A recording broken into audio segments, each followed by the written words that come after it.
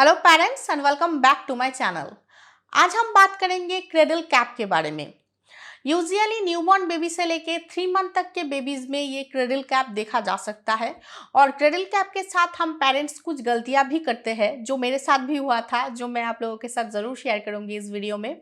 तो मैंने सोचा कि क्रेडल कैप के ऊपर एक डिटेल वीडियो ज़रूर होना चाहिए ताकि आप लोगों को हेल्प मिल जाए। तो आज इस वीडियो में मैं क्रेडल कैप के ऊपर डिटेल में बात करूंगी, जो बहुत इंपॉर्टेंट है।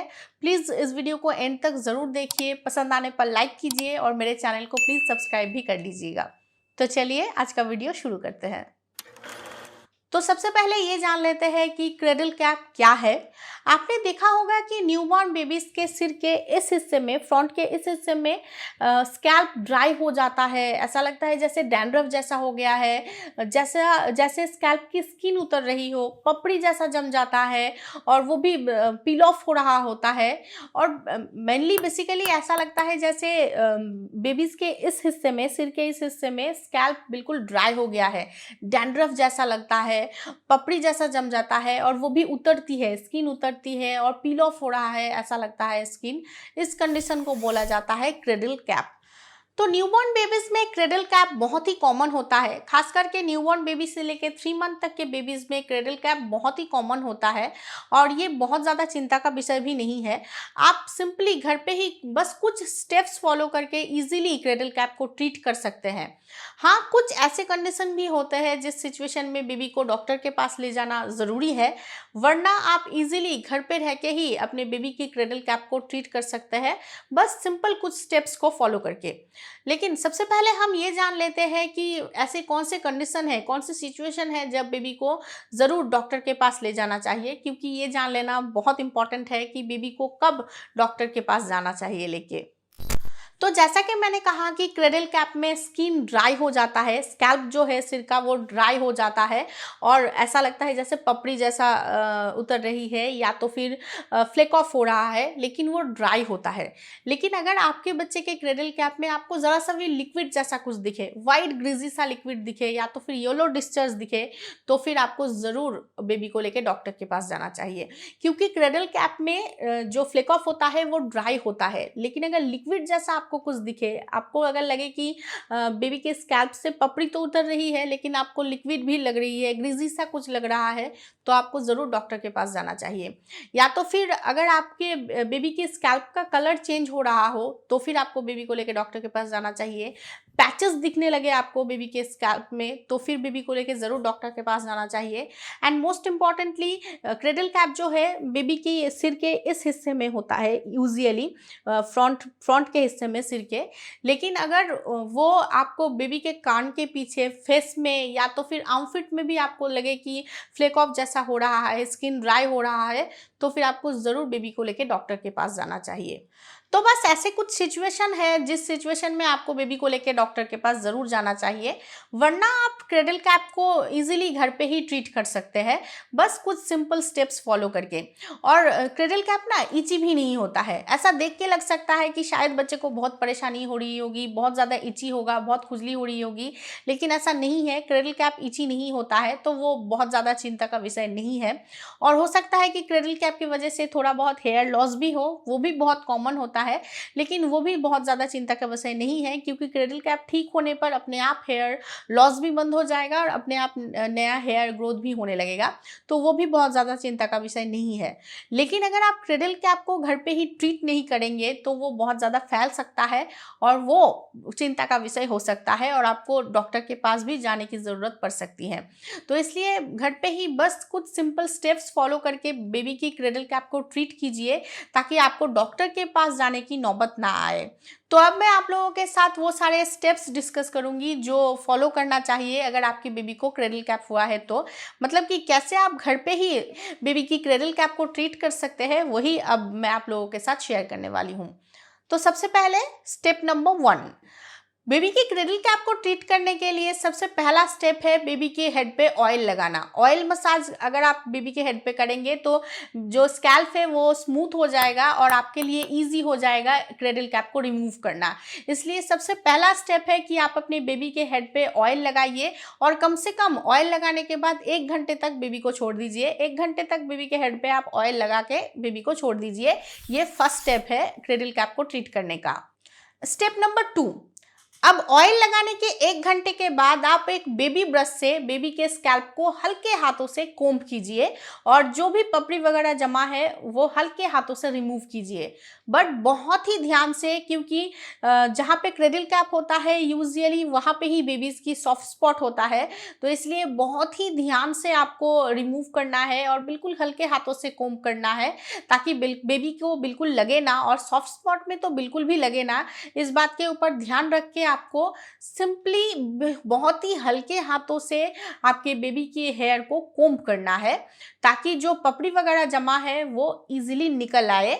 और वैसे भी आपने ऑयल लगा दिया है तो निकलने में उतना ज़्यादा परेशानी नहीं आएगी, लेकिन फिर भी आपको जोर नहीं लगाना है, बहुत ही हल्के हाथों से आपको कोम्ब करना है ताकि जो भी पपड़ी वगैरह जमा है क्रेडल कैप की वजह से, जो भी ड्राइनेस है, जो भी डेड सेल है, वो इजीली निकल आए, बट बहुत ही ध्यान से और हल्के हाथों से। स्टेप नंबर 3, अब आपने कोम कर दिया है, अब बहुत इंपॉर्टेंट है कि आप ऑयल को और जो भी पपड़ी वगैरह बालों में चिपका हुआ है या जो भी है वो वॉश करना बहुत ज़रूरी है। तो इसलिए एक बेबी शैम्पू से और हल्के गुनगुने पानी से आप ज़रूर बेबी के बालों को वॉश कर दीजिए ताकि अच्छे से वॉश ऑफ हो जाए ऑयल और जो भी पपड़ी वगैरह बालों में चिपका हुआ है, और वो बहुत इंपॉर्टेंट है। ऐसा बिल्कुल भी नहीं है कि आपने ऑयल लगा दिया और कोम कर दिया और छोड़ दिया, ऐसा नहीं है। थर्ड स्टेप जो है वो बहुत इंपॉर्टेंट है कि आपको ऑयल और फ्लेक जरूर वॉश ऑफ करना है एक बेबी शैम्पू से और हल्के गुनगुने पानी से। तो बस ऐसे ही ये 3 स्टेप्स फॉलो करके आप इजीली अपने बेबी की क्रेडल कैप को घर पे ही ट्रीट कर सकते हैं। लेकिन हाँ, ये स्टेप्स फॉलो करते टाइम आपको कुछ बातों के ऊपर खास ध्यान देना पड़ेगा। जैसे कि नंबर 1, आपको ऑयलिंग ज़रूर करना है। बेबी के हेड पे आपको पहले ऑयल ज़रूर लगा देना है, क्योंकि अगर ड्राई बालों में आप कोम करने जाएंगे तो हो सकता है कि खून निकल आए, और अगर खून निकल जाता है तो वो और ज़्यादा हार्मफुल हो सकता है आपके बच्चे के लिए। इसलिए ऑयल आपको ज़रूर लगाना है और उसके बाद ही आपको कोम करना है। ऑयलिंग के लिए आप कोकोनट ऑयल चूज कर सकते हैं। Coconut oil anti fungal and anti bacterial होता है, तो आप कोकोनट ऑयल चूज कर सकते हैं ऑयलिंग के लिए, या तो फिर ऑलिव ऑयल भी आप चूज कर सकते हैं।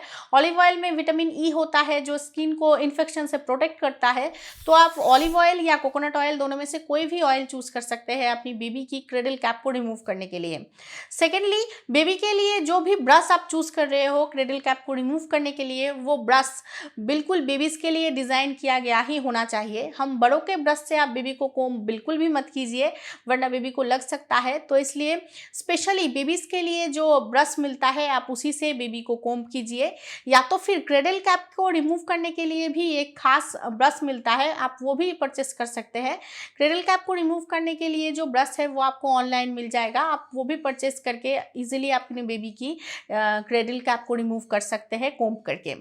बट हाँ, हम बड़ों के ब्रश से बेबी की क्रेडल कैप को रिमूव करने की कोशिश बिल्कुल भी मत कीजिए, बेबी के लिए हार्मफुल साबित हो सकता है। एंड लास्ट, एक ही दिन में आप अपनी बेबी की क्रेडल कैप को ट्रीट करके ठीक कर देंगे, ऐसा नहीं हो सकता है। मतलब एक ही दिन में आप कोम कर रहे हो ताकि पूरा पपड़ी वगैरह जो भी जमा है वो निकल जाए, ऐसा बिल्कुल भी नहीं हो सकता है, और कोशिश भी नहीं करनी चाहिए, इससे बेबी को तकलीफ हो सकती है। और एक ही दिन में आप जितना भी कोम करो वो निकलना संभव नहीं होता है। तो इसलिए आप हर रोज़ धीरे धीरे करके आप ये स्टेप्स फॉलो कीजिए। कुछ दिनों में क्रेडल कैप अपने आप चला जाएगा, बिल्कुल ठीक हो जाएगा, घर पे ही, आपको डॉक्टर के पास भी जाना नहीं पड़ेगा। बट एक ही दिन में पूरा साफ करने की कोशिश बिल्कुल भी मत कीजिए, इससे बच्चे को तकलीफ हो सकती है।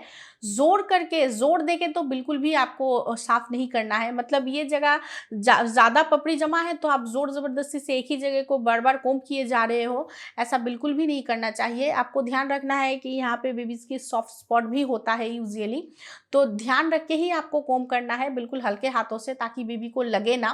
आप कुछ दिनों तक ये स्टेप्स फॉलो करेंगे तो क्रेडल कैप अपने आप ठीक हो जाएगा। बट जोर ज़बरदस्ती से अगर आप एक ही दिन में साफ़ करने की कोशिश करेंगे तो उल्टा ख़राब हो सकता है चीज़ें। तो इसलिए एक ही दिन में ठीक करने की कोशिश बिल्कुल भी मत कीजिए, धीरे धीरे कीजिए, ठीक एक दिन ज़रूर हो जाएगा, ज़्यादा दिन भी नहीं लगता है। बट हाँ, क्रेडल कैप के ऊपर आपको मॉइस्चराइज़र, लोशन या क्रीम वगैरह बिल्कुल भी नहीं लगाना है। इससे क्रेडल कैप की जो हालत है वो और बुरी हो सकती है और क्रेडल कैप ठीक होने में भी ज़्यादा टाइम लगता है। यहाँ पे मैं खुद का एक एक्सपीरियंस आप लोगों के साथ शेयर करना चाहूँगी।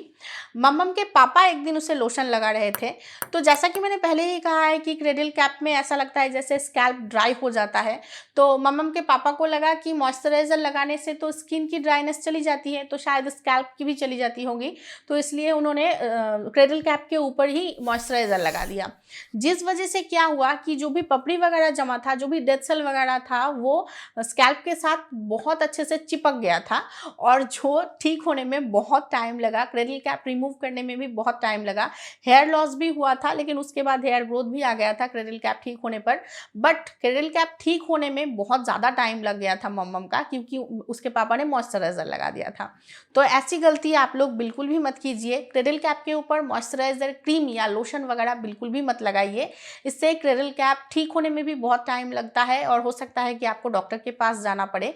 हमारे केस में डॉक्टर के पास तो नहीं जाना पड़ा था, लेकिन क्रेडल कैप ठीक होने में ज़्यादा वक्त लग गया था। तो ऐसी गलती आप बिल्कुल भी मत कीजिए। तो बस आज के लिए इतना ही। आई एम श्योर कि ये वीडियो आप लोगों के लिए इन्फॉर्मेटिव और हेल्पफुल रहा होगा। तो प्लीज़ इस वीडियो को एक लाइक कर दीजिए और प्लीज़ मेरी मोटिवेशन बढ़ाने के लिए मेरे चैनल को सब्सक्राइब कर लीजिए।